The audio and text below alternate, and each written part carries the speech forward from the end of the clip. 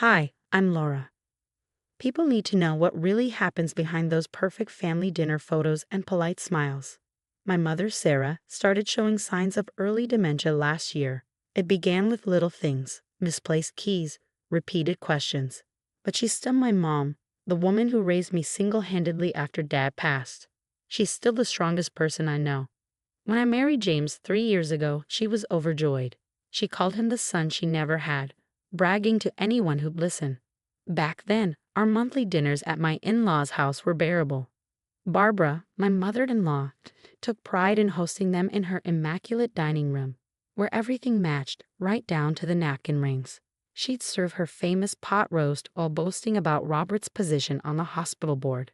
Across the table, my sister-in-law Madison and I would exchange subtle eye rolls at her relentless social climbing. But last month, things took a darker turn. "Your mother seems different lately," Barbara said, arranging flowers in a crystal vase without so much as a glance in my direction. I stiffened. "She's been having some memory issues. We're working with her doctors." "Well, I certainly hope it's not hereditary," Barbara replied, her voice dripping with mock concern. "It would be such a shame for any future grandchildren." James squeezed my hand under the table, a silent plea for me to let it go. That's James for you, always trying to keep the peace, even when his silence cuts deeper than Barbara's words. Later that night, Madison pulled me aside. "I heard what Mom said. She's being awful, Laura. And I've noticed how she treats Sarah, those little digs." "Thanks," I murmured, grateful but weary. Sometimes I wonder if I'm imagining it. "You're not, and Robert's no better. Yesterday, he actually joked about getting Sarah a GPS tracker, like she's a lost pet. Mom had been joining us for these dinners since her diagnosis. I didn't want her sitting at home alone, and I thought being around family might help. But instead, Barbara's comments grew crueler, her tongue sharper. She'd ask Mom complicated questions, then share a knowing look with Robert when Mom hesitated. Last week, Mom forgot Barbara's name. Instead of showing understanding, Barbara spent the entire evening sharing stories about other people with mental issues she'd known. Robert chuckled along, and James just stared at his plate. Later, Madison texted me, "They're getting worse. Something needs to be done." She was right. I just didn't realize how bad things would get until tonight's dinner. Looking back, the signs were all there, the snide remarks, the cruel setups, their growing boldness. But I never imagined they'd go as far as they did. Mom was having a good day when we arrived. She greeted James by name and even complimented Barbara's haircut.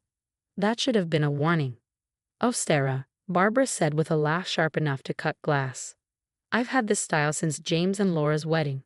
Don't you remember? You were there, I think." I felt Mom stiffen beside me. "I'm sorry," I thought. "Dinner smells great," Madison interrupted, flashing me an apologetic look. "Is this your special pot roast?" But Barbara wasn't done. Over the next 20 minutes, she peppered Mom with pointed, detailed questions each time Mom hesitated or mixed up a detail about my wedding. Barbara would pounce. Her corrections grew louder and more condescending with every slip. "Sarah, dear, you were wearing blue, not purple.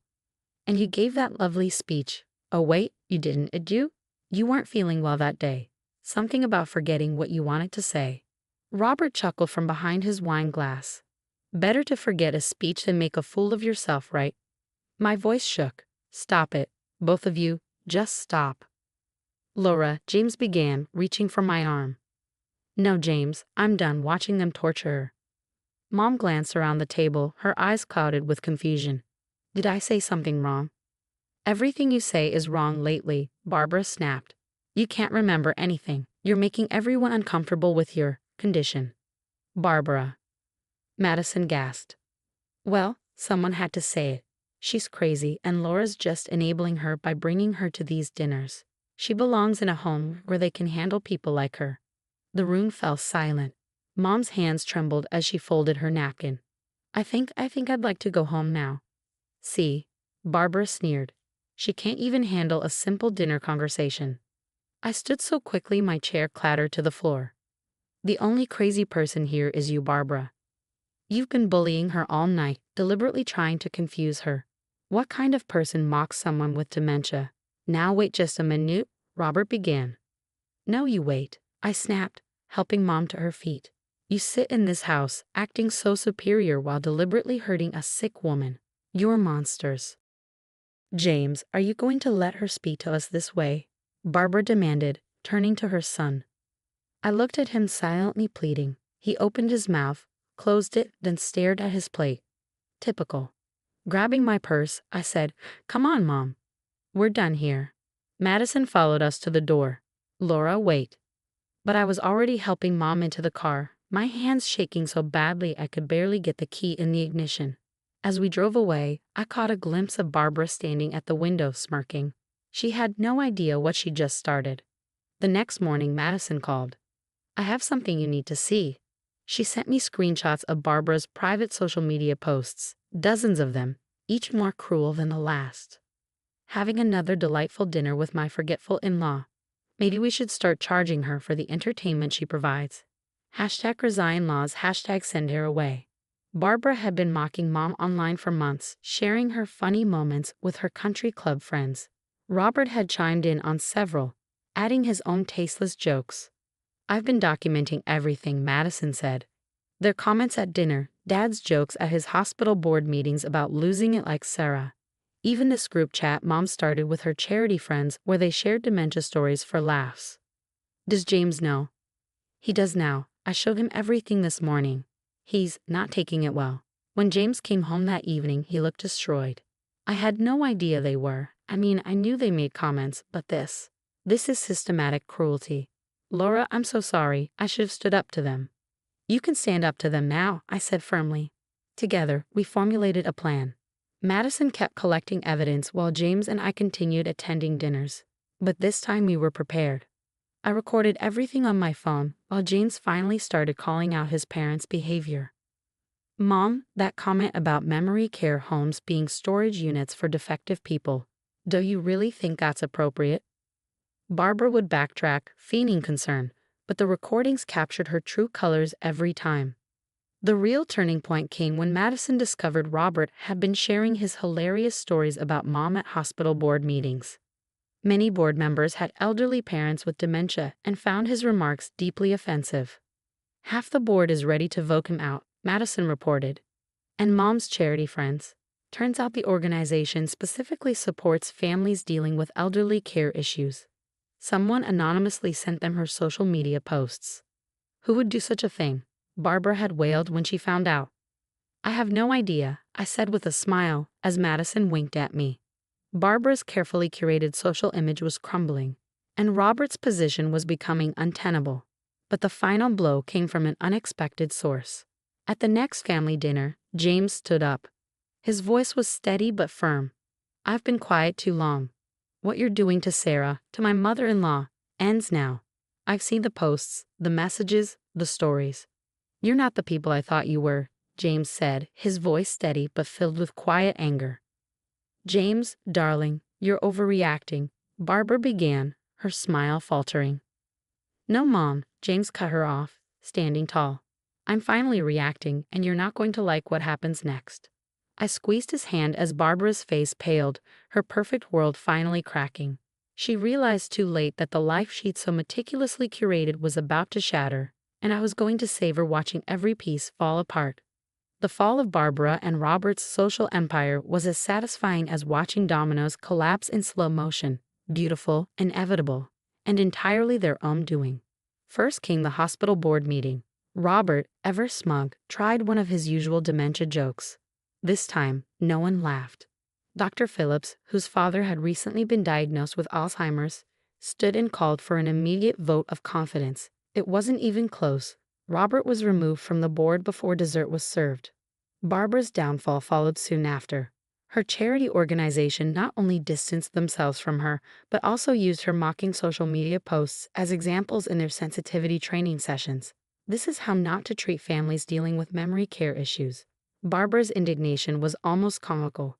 "They're saying I'm an example of elder abuse." She wailed at what turned out to be her last attempt at hosting a family dinner. The table was half empty. Most of the family had stopped coming. "This is all your fault, Laura." "No, Barbara. This is what accountability looks like," I said. Madison, sitting beside me, chimed in.